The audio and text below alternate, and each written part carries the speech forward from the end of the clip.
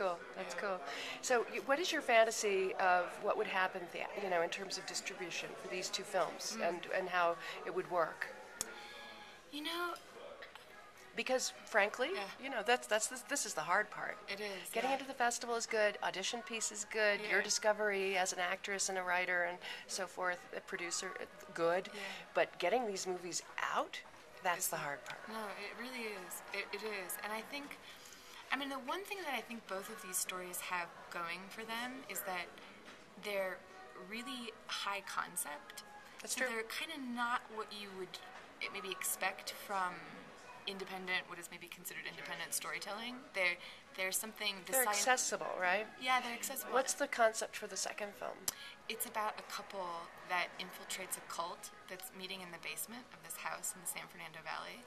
And when they go there, they meet at the safe house, and they're made to scrub down and put on hospital gowns, and their hands are bound, and they're blindfolded. They're put in a van and driven through the valley and go through a garage. So they have no idea the location of this house, and they go down the basement stairs, and in this basement is this cult that is protecting a woman who claims to never leave the basement chamber.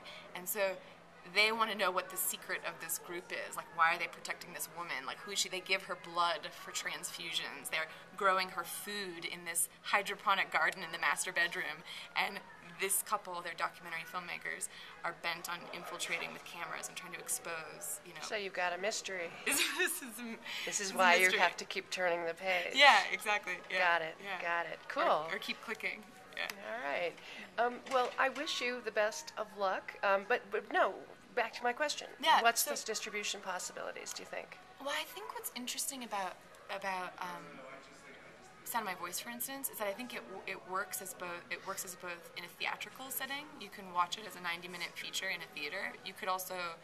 It's also broken into chapters, so it could be released incrementally over the web.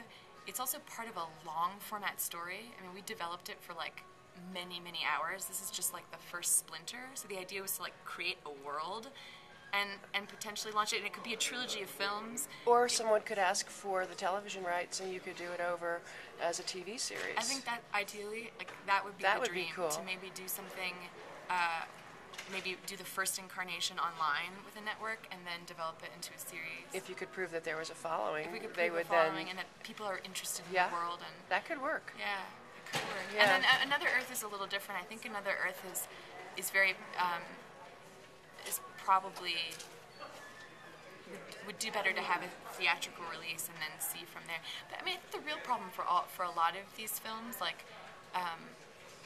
with micro-budget filmmaking, the question really becomes what do you do with the theatrical release? For so many of these movies that have theatrical releases, they lose all this money there, but you're getting a stamp of validation. You are getting an identity and a brand name. Yeah. And unfortunately, theatrical is the only way to achieve that at this stage. At this stage, but I really wonder. I wonder what could come take the place of that down the road. I wonder what thing could aggregate stories and become the new tastemaker, because these movies that are being made for micro-budget movies, they don't have to make that much money. Yeah, so there should be a social networking works, and this is an accessible story with a sci-fi hook to it, and it's a question of figuring out how to get.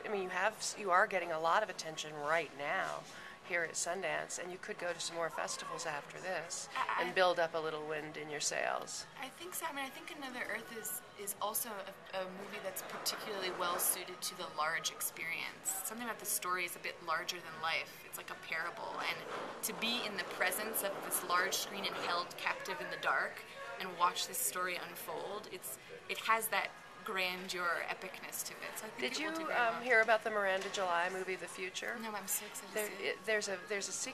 There's an element that's slightly similar in that there's a character that is communing with the moon a lot in this movie. That's so it's interesting. kind of cool. Somebody last night told me they were like, "You would love this I think you film." would. So It's my favorite so far. Really? I can't wait to see it. She's a remarkable filmmaker. But you have a great deal of potential too. Thank you. Thank you so much.